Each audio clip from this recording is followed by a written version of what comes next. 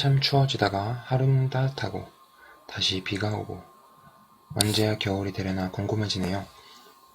코끝에 아무런 감각이 없고 발끝은 찡해서 동동거리게 되는 그 겨울이 되면 집안에서의 행복이 중요해지니만큼 여러분과 좋은 시간 보낼 수 있게 되기를 기대하고 있겠습니다. 2회가 3회가 되고 여러 회가 쌓이다 보면 제가 말하는 것들이 공감 간다고 느끼는 분들이 하나둘씩 생기고 그분들이 의견을 내주시고 저는 다시 거기에 대답을 하고 이러다 보면 좋은 친구가 될 수 있지 않을까요? 당신을 기다리는 라디오 2회 시작합니다.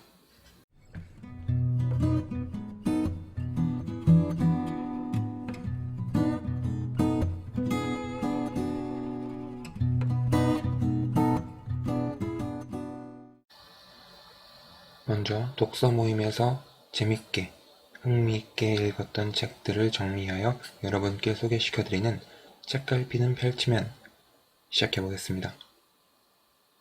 이번 독서 모임에서는 자신이 원하는 책을 자유롭게 선택해서 소개도 하고 인상 깊었던 구절을 나누고 질의응답을 나누는 그런 시간을 가졌습니다. 제가 읽었던 책은 사피엔스인데요.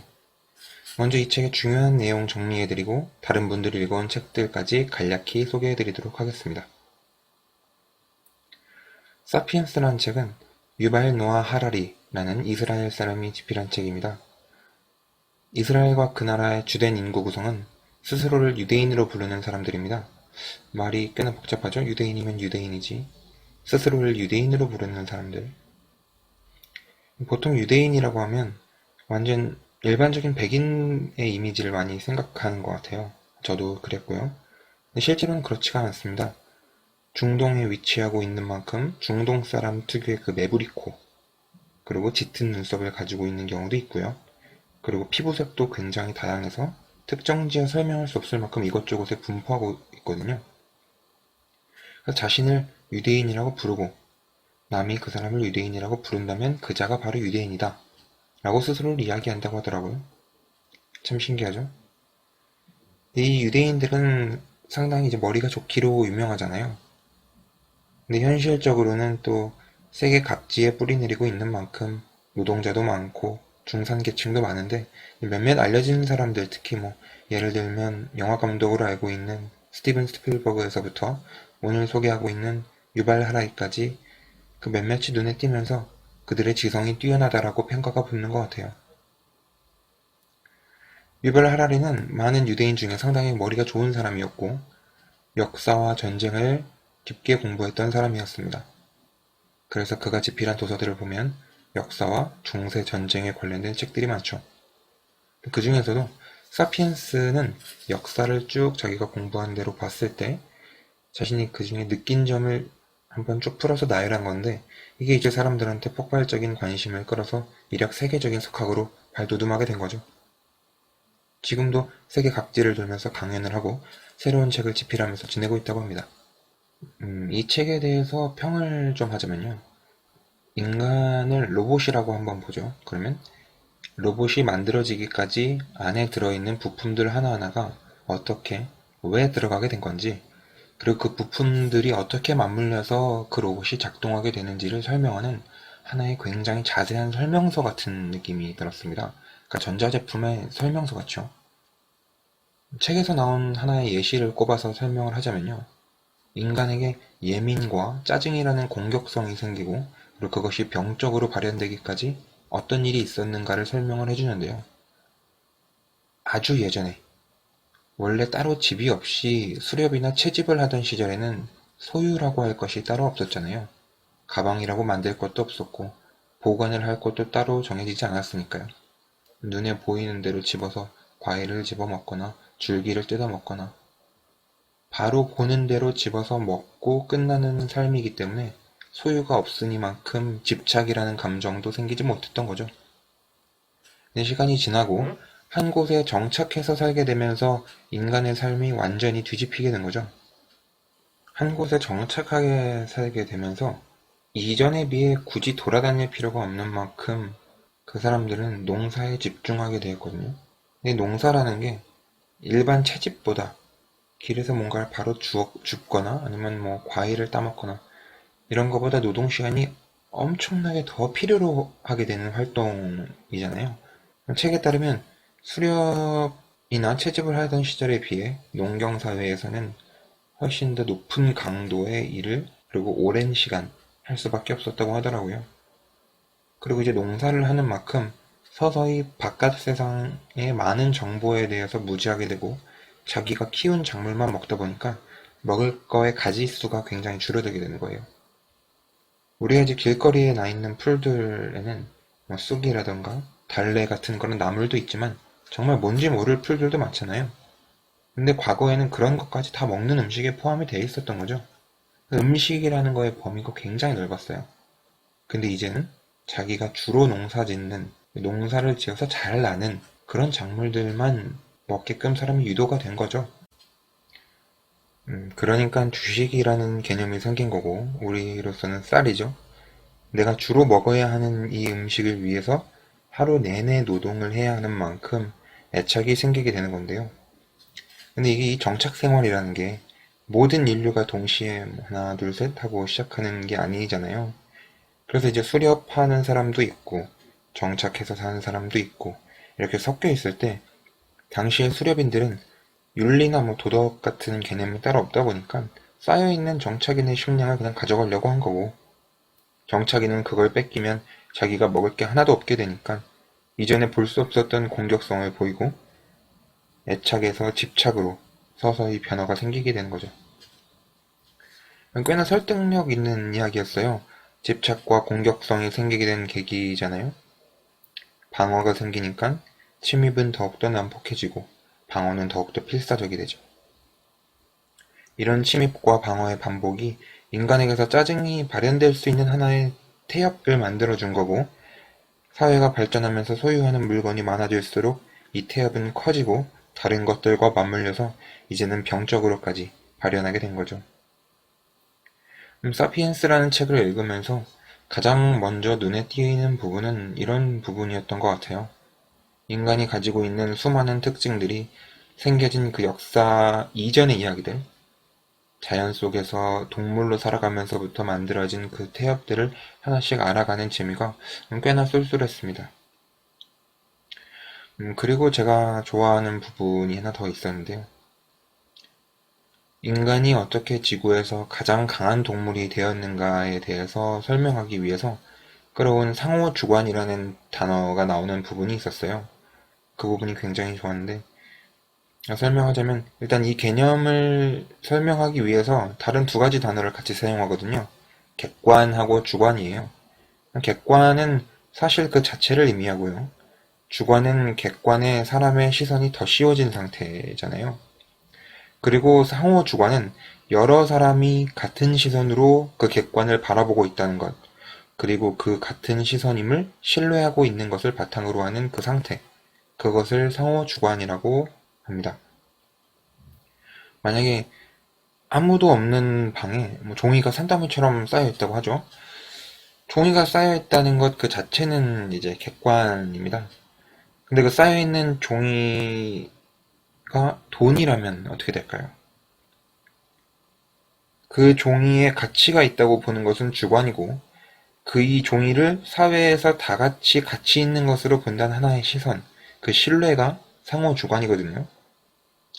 유발 하라리는 그 시선이 인간이 지구상에서 가장 강한 동물로 올라서는데 큰 역할을 했다고 서술하고 있어요.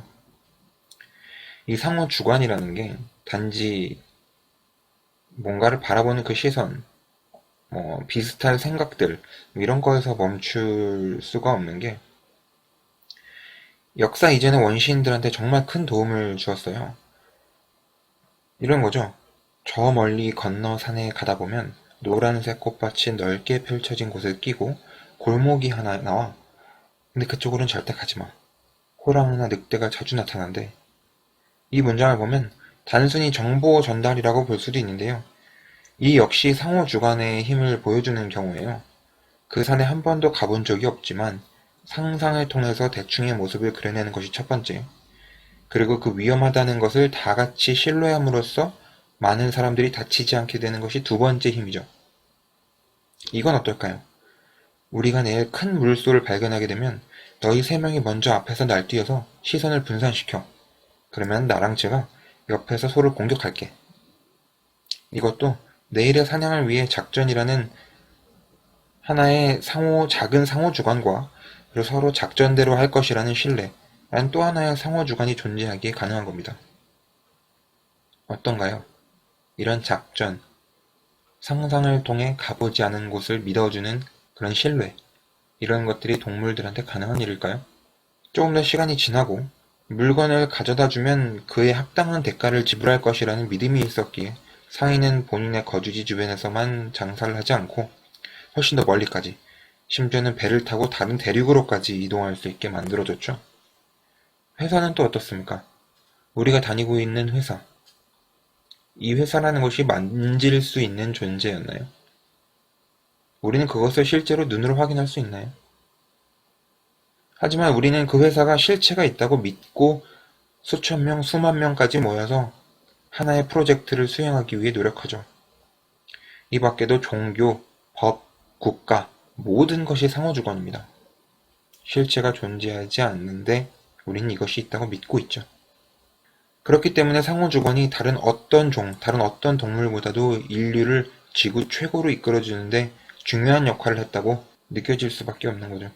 정말 책을 읽으면서 이 부분은 굉장히 좀 놀라웠고, 유발 하라리라는 사람이 왜 전 세계 사람들한테 정말 통찰력 있는 사람이라고 불려지는지 그런 걸 좀 느낄 수 있었던 것 같아요. 상당히 설득력이 있잖아요. 이 상호주관이라는 게 진짜 얼마나 대단하냐면요. 아까 그 돈 얘기 예시로 들었잖아요. 종이가 아니고 돈이라면. 이게 그 돈이라는 걸 보고 돈은 가치 있는 거니까 가져나가면 활용도가 있겠네? 라고 딱딱하게 생각하는 수준이 아니에요. 아무도 없고 그 방에 엄청나게 많은 양의 돈을 보면 사람이 심장이 뛴다는 거예요. 급격하게 빠르게. 그 정도로 우리는 그 상상에 심취해서 믿고 살아간다는 거예요. 상호주관과 관련된 글귀를 이렇게 쭉 읽으면서 저는 나름대로 어떤 생각이 들었냐면요. 이렇게 같은 시선으로 바라보는 사람들이 모여서 점점 커지고 하나의 일을 수행하는 게 되게 멋있게 보이더라고요. 세상에는 사실 나와 다른 생각을 가진 사람들이 수없이 많고, 이게 맞으면 또 저게 다르고, 또 대화를 하다 보면 충돌되는 부분이 정말 많아진 세상에서 이렇게 상호 주관이 있는 사람들끼리 만난다는 게 어쩌면 정말 큰 축복이 아닐까, 뭐 이런 생각이 들더라고요. 저도 여러분과 계속 이렇게 이야기를 나누다 보면 상호 주관이 맞는 날이 언젠간 오겠죠. 사피엔스는 일단 이 두 가지를 염두해서 책을 보면 좀 더 깊게 이해할 수 있을 것 같아요. 첫 번째는 인간이라는 존재의 어떠한 태엽이 어떻게 생기게 되어서 어떻게 작동하는지를 알아보는 것, 그리고 두 번째는 상호주관. 이 두 가지가 가장 큰 틀이자 이해의 핵심 도구거든요. 여러분도 이 두 가지 도구를 통해서 사피엔스 한번 읽어보시기를 강력하게 추천드립니다. 그리고 다른 분들이 추천해주신 도서 중에서 기억에 남는 책을 좀 소개해드리자면요. 유성룡이라는 인물의 일대기와 그의 업적을 평가한 책인 유성룡이라는 책과, 그리고 그가 당시에 조선을 비판하고 스스로를 반성한 징비록이라는 책, 이 두 가지를 추천드리려고 해요. 일본하고 우리나라는 참 역사적으로 복잡하게 얽혀있죠. 단순히 일제강점기 시절뿐만 아니라 그 이전에 임진왜란과 정유재란이라는 두 번의 전쟁을 겪기도 했고요. 그 훨씬 전에는 백제시대 때에도 문화적으로 또 많은 영향을 또 주고받았다고 하죠. 최근에는 우리나라를 화이트리스트에서 배제하면서 우리는 불매운동으로 맞서고 또 한 번의 긴장 국면으로 들어섰는데요. 유성룡은 그 수많은 사건들 가운데 임진왜란 전후에 고위직을 지냈던 사람입니다. 전쟁 직전에 당시 왕이었던 선조가 두 명을 일본에 보냈는데 다녀와서 한 명은 곧 일본이 쳐들어올 거다라고 말했고, 나머지 하나는 보니까 전혀 그럴 만한 인물도 안 되고 걱정하지 않아도 된다고 했다는 이야기는 꽤나 유명하죠. 유성룡은 당시에 걱정하지 않아도 된다는 쪽의 사람이었대요. 그런데 전쟁이 났고 낮은 계급의 사람들도 공을 세우면 관직에 오를 수 있게 해준다거나 그런 당시에는 굉장히 획기적인 인센티브 제도로 사람들을 독려해서 일본에 대항했다고 해요. 전쟁이 다 끝나고 나서 그는 당시에 무대책이었던 조선을 비판하고 반성하는 책을 썼는데 그 책이 징비록이에요. 징계하고 대비하는 기록, 줄여서 징비록이라는 책인데요. 그 유성룡의 일대기를 읽어오신 분이 모임을 하다가 꽤나 분위기를 좀 재밌게 만들어 주셨는데, 첫 번째는 원래부터 이분이 유성룡을 굉장히 좋아했고 본받고 싶다고 하시면서 이제 왕이 잘못된 판단을 내리면 대쪽같이 버티면서 옳은 말을 했다고 하셨거든요. 근데 이제 다른 한 분이 그 얘기를 듣고 이제 질문을 하셨는데, 진짜 좋은 말씀이신 것 같아요. 혹시 그런 유성룡의 모습을 본받아서 윗사람의 잘못된 의견에 대항한 적이 있냐고 물어보시더라고요. 근데 이제 그분이 현실에서는 뭐 시키는 대로 할 수밖에 없죠. 뭐 이렇게 말씀을 하시더라고요. 다들 현실은 현실이지 하면서 공감하기도 했고, 그러면서 자연스럽게 그럼 윗사람의 잘못을 고칠 수 있는 방법을 찾아보자. 뭐 이렇게 이야기가 좀 흘러갔던 것 같아요. 그분의 한 분이 말씀하신 방법은 이제 질문식으로 잘못을 좀 에둘러서 스스로 눈치채게 하기였거든요. 예를 들면 뭐 A라는 방법이 B라는 방법에 비해서 나오는 그 결과물은 비슷한데 진행비가 너무 많이 들어간다고 하면 이렇게 얘기하는 거죠. A 방법을 선택하면 진행비가 조금 더 들어갈 수도 있는 것 같던데 그런 부분은 저희가 어떻게 대처하면 좋을까요? 라고 다시 그 사람에게 질문을 던지는 겁니다. 그냥 딱 그걸 듣자마자 A는 진행비가 많이 들어갑니다. 라고 말을 끝내기보다는요. 이렇게 말을 끝내면 진행비가 많이 든다는 답을 내가 낸 거고, 아까 말한 방법은 나는 그냥 그런 생각이 든 것뿐이고 해결책은 다시 상대방이 내야 하는 상황? 여전히 당신에게 힘이 있고 나는 너의 밑에 사람이라는 것을 알려주는 그런 느낌이 난다고 하더라고요. 아마 자존심을 건드리지 않는 것에서 좀 포인트가 있는 것 같아요. 참 어렵죠. 남녀 간에도 상하 간에도 어떤 대화든 사실 누구든 상처받지 않고 끝나는 경우는 정말 힘든 것 같아요. 소통과 관련된 이슈들이 정말 많았죠, 최근에. 힘들다고 찾아오는 사람에게는 조언보다 가만히 귀 기울여 주라는 이야기도 있고, 동시에 그 사람한테 가장 필요한 해결책을 위해서 깊이 있는 대화를 나누라고 조언을 하기도 하고요. 상대에게 공감하는 것, 그 정도가 어디까지가 좋을까를 보면 그 사람과 심지어는 혼연일체가 되는 수준까지 이르러야 진정한 공감을 하는 거라고 얘기하는 사람도 있는 것 같아요. 그런데 최근에 한 임상심리학 교수님한테 배웠는데 공감이라는 것이 개인의 삶에서 지나치게 되면 오히려 상대방에게 독이 될 수도 있다고 하더라고요. 요양원에서 식사를 하는데 손을 바들바들 떨면서 수저를 들어 겨우겨우 한 입을 먹는 노인이 있다고 가정했을 때 그에게 공감하여 동정심을 베풀고자 수저를 자기가 직접 잡아서 밥을 먹여주는 행위는 장기적으로 봤을 때 그 사람의 독립성을 파괴할 수 있는 행위라고 하더라고요. 그러니까 지금 당장 눈앞에서 힘들어 보이는 게 있어도 정말 비정한 마음으로 가만히 두라는 거예요. 그럼 중장기적이든 어떤 방법이든 그 사람에게 가장 도움이 되는 방법이라는 게 있을 건데 그 방법이라는 건 몇 명의 전문가와 이야기를 나눠야 할 부분이지 개인들 간의 견해만을 듣고서 판단해서는 안 된다고 해요. 왜냐하면 눈앞에 있는 팩트는 우리가 좋아하는 팩트로 모인 내 사상과 내 시선이 좋아하는 팩트일 뿐이기 때문에 사람마다 이게 다를 거라는 게 자명하다는 거죠. 이게 사실이라고, 팩트라고 이야기하는 것들 또한 정답이 아닐 수가 있다는 거예요. 둘 다 팩트지만 서로 완전히 다를 수가 있기 때문에 우리는 나는 사실만은 말한 건데? 내 건 팩트인데? 라고 끝까지 얘기만 하다 보면 서로 이해할 수 없고 간극이 절대 좁혀지지 않는 거죠. 둘 다 사실이니까요. 진짜 어려운 시대에 살고 있는 것 같아요. 어떻게 해야 서로를 이해할 수 있는 걸까요? 아니, 애초에 이해라는 게 서로 가능하기는 한 걸까요? 그래서 제가 상호 주관을 가진 사람들을 만나기를 기대하고 더 찾고 있는 것 같아요. 둘 다 맞는 말이니까 끊임없이 굽힘없이 다투는 게 좀 싫더라고요. 애초에 같은 생각을 가진 사람들끼리 모이고 싶다. 그러면 우리는 우리끼리 이해하고 함께 웃고 보듬어 줄 수 있지 않을까. 이런 생각이 들더라고요. 물론 세상살이라는 게 그렇지만도 않죠. 어떻게 자기 맞는 사람하고만 지낼 수 있겠어요? 살다 보면 티격태격하기도 하고 자기와 맞지 않는 사람을 만나기도 하고 물론 당연한 거지만 그렇다고 해서 나와 맞는 사람을 찾는 걸 포기할 필요는 없잖아요. 나와 맞는 사람을 새로 찾아서 노력하는 그 과정 속에서 정말 나와 상호 주관이 맞는 사람을 찾게 되면 그것도 어떻게 보면 하나의 축복이 아닐까요? 지금 제 라디오 1회 조회수가 5더라고요, 5회.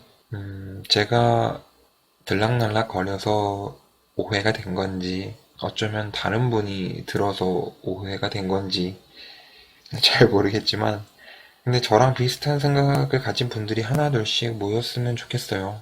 저는 여러분들을 위해 더 솔직하게 이야기를 하도록 할게요.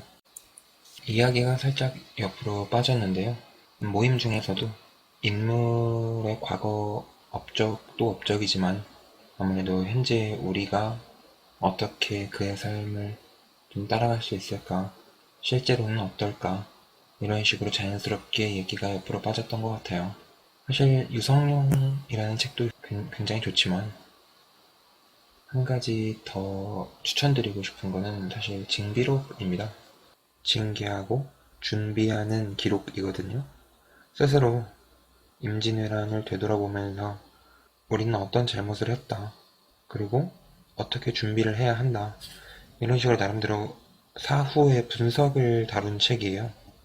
근데 사실 우리나라는 일본이 현재 우리나라가 그런 것과는 반대로 싫어하기는 싫어하는데 그 일본에 대해서 공부하고 분석하고 다시 이런 일이 없도록 대비하는 거는 좀 부족한 것 같아요. 근데 그에 비해 징비록은 그 당시에도 단순히 비판만에 그치는 게 아니라 준비를 어떻게 하고 다음번엔 어떻게 하지 않도록 반성을 하는 것까지 있는 책이거든요. 나름대로 그 당시 일본에 대해서도 잘 정리가 돼 있고요. 그래서 이런 시기에 일본과 우리나라의 관계에서 역사를 통해서 한 번 더 되짚어보고 싶다라고 하시는 분은 징비록까지 한번 읽어보시면 좋을 것 같아요. 저도 징비록 같은 경우는 관심이 생겨서 가까운 시일 내에 한번 읽어보려고 합니다. 네, 다음 코너는 문화, 경제, 예술, 정치, 그 어디에서건 여러분들께 소개시켜드리고 싶은 뉴스가 있다면 가져와서 알려드리는 이것 좀 들어봐.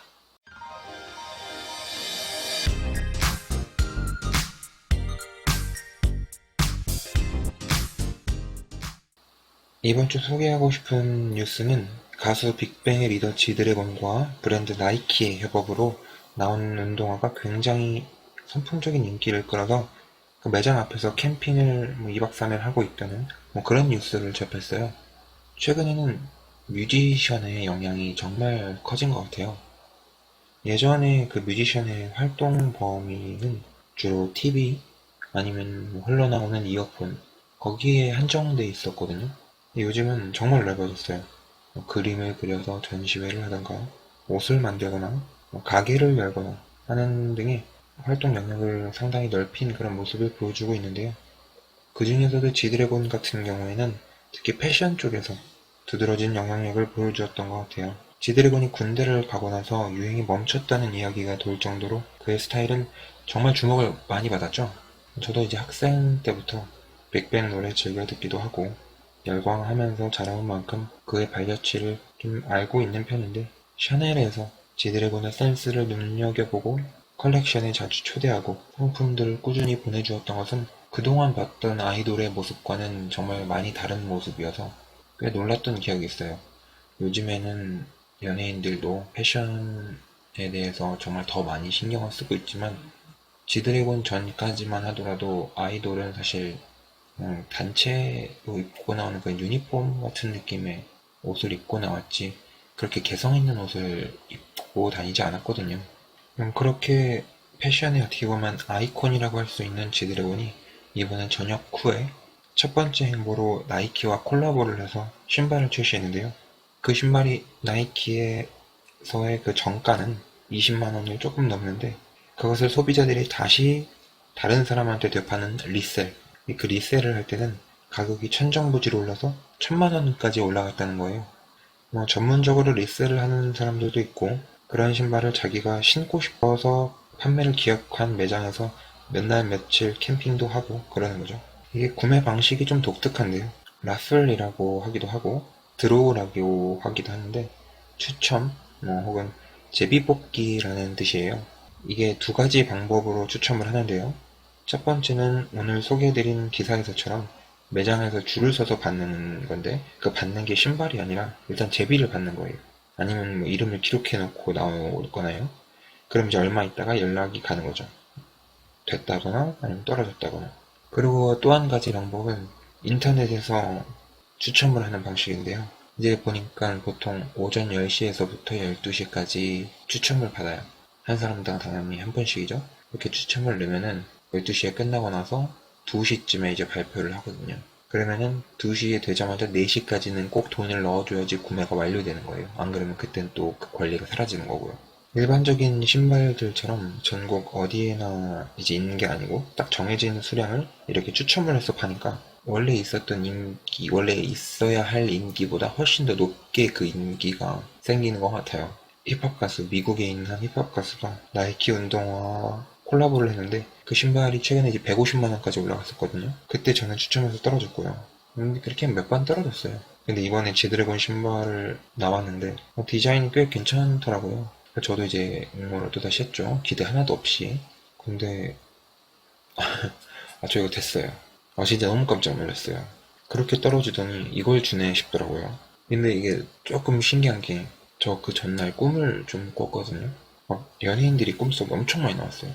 하하씨 있잖아요. 무한도전에 나와서 런닝맨에도 나오는 그 하하씨.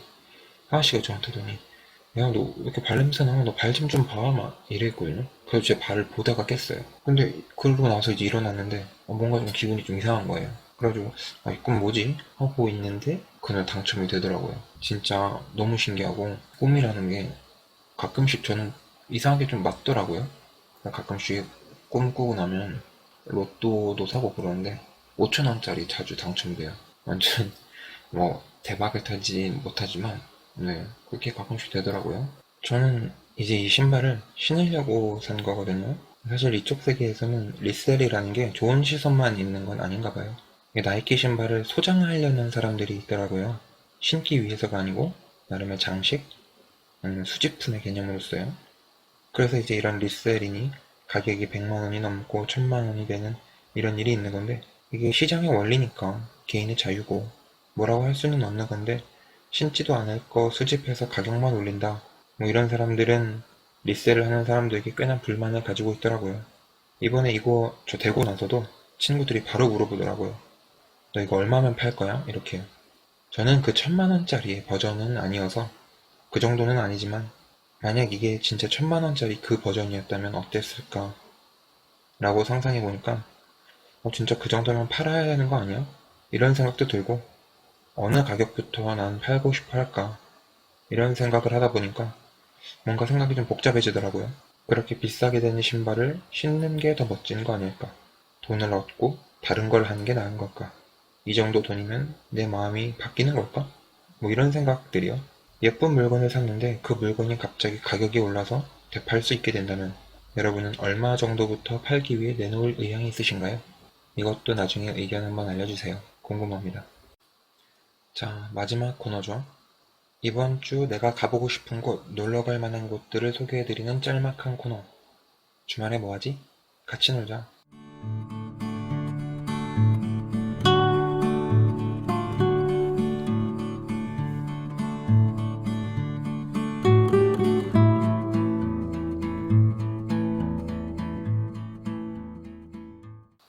저번 주에 스탠딩 코미디 공연 강남에서 하는 거 그거 제가 정말 보고 싶다고 1회 때 말씀을 드렸는데요. 저 갔거든요. 근데 진짜 슬프게도 문을 닫았더라고요. 망했나봐요. 독서 모임 끝나고 진짜 서둘러서 갔거든요. 공연을 다른 곳에서 하더라고요. 그냥 공연장에서요. 예전처럼 바 같은 형식에서 하는 게 아니라. 아무래도 강남이니까 그렇게 고정적으로 장소를 잡아놓고 하는 게 좀 금전적으로 많이 부담이 됐었나 봐요. 공연장에서 하는 스탠드업 코미디는 사실 그 영화에서 보이는 그 느낌이랑은 좀 다르니까 사실 좀 아쉽긴 하거든요. 그 정말 돈이 안 되는 코미디였던 걸까요? 많이 슬펐어요. 그래서 계획을 다시 한번 더 세워보려고 합니다. 공연장에서 하는 거라도 보러 갈지, 아니면 좀 기다렸다가 그러한 곳이 생기면 가볼지, 아니면 정말 뭐 나중에 해외여행이라도 갈 때 꼭 한번 들려보던지요. 좀 많이 아쉬운 것 같아요. 한국식 코미디가 어떤지 한번 구경도 해보고 느껴보고 싶었는데 좋은 기회 있기를 바라보면서 이번 주 주말 무엇을 하고 놀지를 알려드리겠습니다. 이번 주에는 미술관에 갈 거예요. 사실 현대미술 같은 경우는 너무 작가의 그 성향이나 그 생각이 막 심오하거나 짙으면은 잘 이해도 안 되고 봐도 느낌이 잘 안 오니까 그래서 잘 안 가게 되거든요. 그래서 저는 오히려 사진전을 좀 좋아해요. 사진전 같은 경우에는 적어도 그 찍혀 있는 그 피사체, 그 사람들의 그 생동감 있는 표정이라던가 아니면 적어도 그 배경이라던가 보다 보면 그 사실 그대로를 일단은 볼 수는 있으니까 나름대로 좀 느낄 수 있는 것들이 꽤 있는데 현대미술 같은 경우에는 진짜 이게 도대체 뭘 표현한 건지 잘 모를 때가 진짜 많더라고요. 근데 이번에 올해의 작가상 2019 국립현대미술관이 주최해서 많은 전문가가 심사를 통해서 선정한 작가 4명의 전시를 올린 거거든요. 나름 전문성을 가지는 사람들이 선택한 작가들이기도 하고 여러 명을 동시에 놓고 볼 수 있을 만큼 다양한 경험을 할 수 있을 것 같아서 선택을 했어요. 전시들이 최근에는 굉장히 그 동선이 짧아서 가는 시간에 비해 둘러보는 시간이 정말 짧은 경우도 많거든요. 진짜 5분 만에 다 끝나는 경우도 많아요. 그러면 솔직히 좀 허무하죠. 근데 이게 다행인 게 국립현대미술관 같은 경우에는 4,000원을 내면 당일 진행되고 있는 전시를 모두 볼 수 있기 때문에 일단 네 사람의 작품을 충분히 보고 아쉽다면 다른 전시들까지 쭉 볼 수 있어서 상당히 추천할 수 있을 것 같아요. 시간 들여서 감상하기에요. 서울 같은 경우는 매일 오후 3시에 올해 작가상 2019의 해설 관람도 가능하다고 하니까 관심 있으신 분들은 꼭 가보시기를 추천드리겠습니다. 저는 이번 주 토요일에 이제 갈 것 같은데요. 삼청동 쪽으로 가서 맛있는 것도 좀 먹고 그러려고요.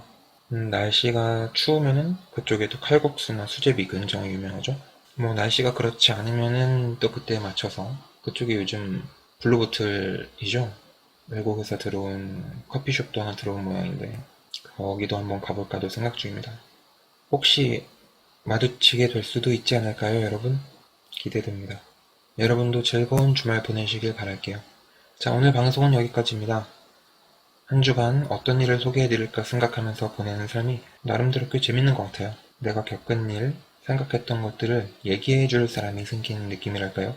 특히 이번 주에 상호 주관을 이야기거리로 선정하면서는 더 그랬죠. 여러분과 저는 상호 주관을 가지고 이야기를 나눌 거니까요. 100%까지 서로를 이해할 수는 없을 거예요. 그건 말이 안 되죠. 나와 생각이 다르네. 이런 느낌보다는 이 사람하고 이야기하면 전반적으로 편해. 이런 느낌이 들었으면 좋겠습니다. 마지막 멘트 하면서 인사드릴게요. 저는 항상 이 자리에서 제 이야기를 하겠습니다. 듣기 괜찮으셨다면 한 번 더 찾아주세요. 감사합니다.